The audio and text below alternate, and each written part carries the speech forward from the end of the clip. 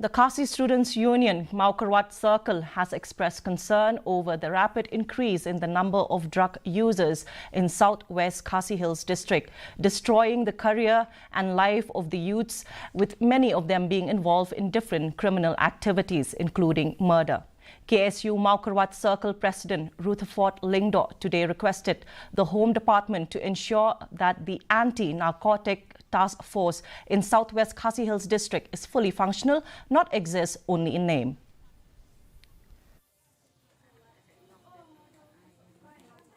Haka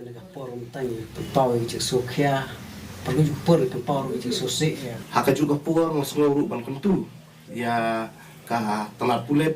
ba la kumnu kedai ban wanra no ya kata ya ka tenat badai bepet kepang drop ne po kadong kajungi ka Antf na kabenta maniakun persa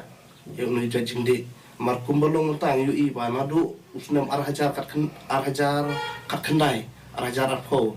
kladon ka kenhun Antf ne po ka distrik kajungi henrai iklemu i bahkan terikam